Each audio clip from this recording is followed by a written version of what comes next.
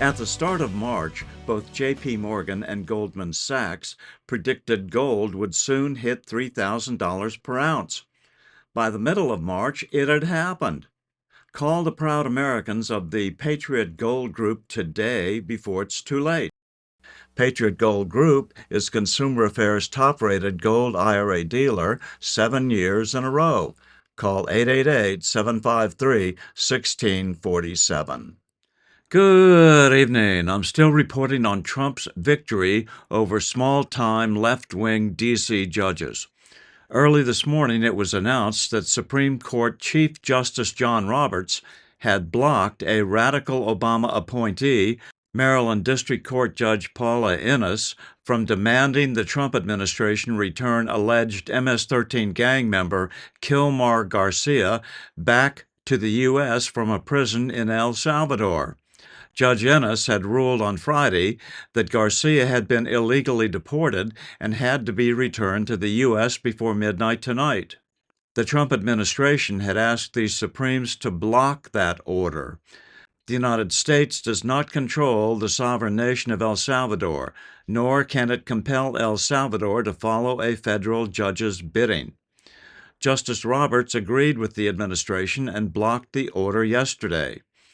Also yesterday, the full Supreme Court, in a 5-4 ruling, held that the administration can use a wartime law to deport alleged foreign gang members, throwing out another U.S. District Court judge's ruling that had blocked the administration from using the Alien Enemies Act to deport members of the Tren de Agua gang to El Salvador.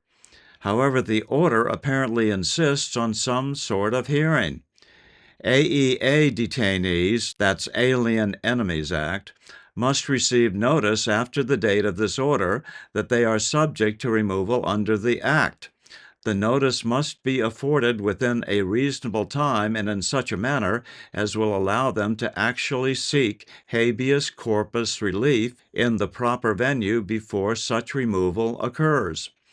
However, their ruling said that the migrants' lawyers had filed their lawsuit to prevent removal in the wrong court, their favorite court in Washington, D.C., instead of a court in Texas where these detainees were confined. This is a more important victory than one would imagine because for the first time it prohibits the judge shopping that has plagued the Trump administration in the past. Still, the administration is pushing for more because going through any normal court hearing and then possible appeals will render the complete deportation of millions of illegals a practical impossibility when dealing with at least 20 million or more illegals.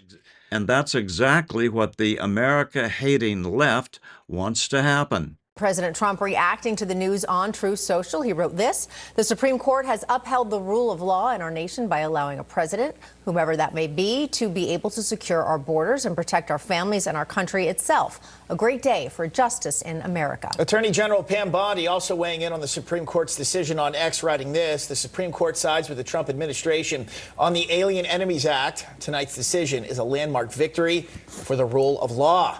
An activist judge in D.C. does not have the jurisdiction to seize control of President Trump's authority to conduct foreign policy and keep the American people safe. Now, the Supreme Court's ruling follows a temporary order from U.S. District Judge James Boasberg last month blocking the administration's use of the 1798 law for 14 days while he considered the case on its merits. Our national correspondent Alana Austin has been tracking the case. She joins us live from Capitol Hill with the very latest. Alana, definitely a win for President Trump. Hi, good afternoon, Katrina and Bob. And as you mentioned, the good news here for the Trump administration is this order came down from the nation's highest court saying officials can invoke the Alien Enemies Act of 1798 for these deportations.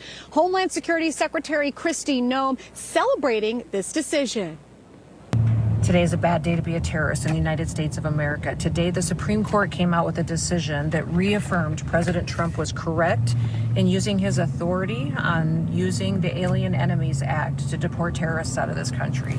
Thank you, President Trump, for your leadership in making America safe. The Supreme Court tossing out D.C.-based District Court Judge James Boasberg's hold on the expedited deportations of suspected Tren de Aragua or TDA Venezuelan gang members to a high-security prison in El Salvador. Moving forward, the Supreme Court making it clear that cases must be taken up where the detainees are confined. In this case, that would be the mid-March flights. They'd have to be picked up by a court in Texas. I don't blame the Trump administration for putting a great spin on it, but I think there is a problem, and that is that the Supreme Court said, these people are entitled to a due process, and it's a judicial due process, not even an executive branch program under the immigration judges. And there's 600 and some federal judges in the country and hundreds of thousands of illegal Venezuelans. Well, certainly, look, I think the ruling is correct. I think ultimately the idea is not to tie things down in the court. Look, these people we know have been deported for obvious reasons, Tren de Aragua or not, or whatever they were, they're going to be deported anyways. The individual that they said, well, we're not going to have him coming back. Well, deport him where he needs to go. He doesn't need to come back here. In the future, there may be some legal challenges to this, but ultimately, these people are the worst of the worst in the United States of America that have come here to do us harm. We need to do everything we possibly can to get rid of these people. You have the president doing it. You got Tom Homan doing it, and we just need to do more of that. And perhaps he can be removed to El Salvador. But if not, he can certainly be removed to basically any other country in the world other than El Salvador. So my guess is that the administration is also taking a look and seeing what its options are there. Remember, he has a final order of removal. A judge back in 2019 said he had ties to MS-13. So again, he is a terrorist designated under the president's recent designations, and he should be removed out of the country.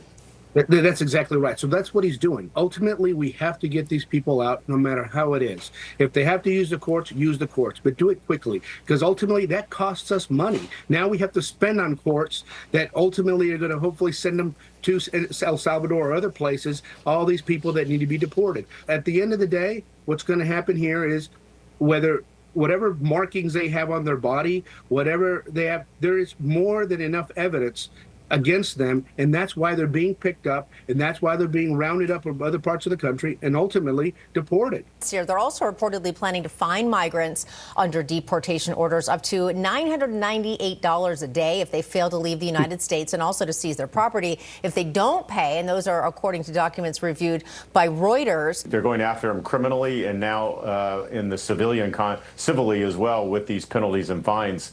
And what they're trying to do is making it as difficult as possible for these individuals to remain here and incentivizing them to leave.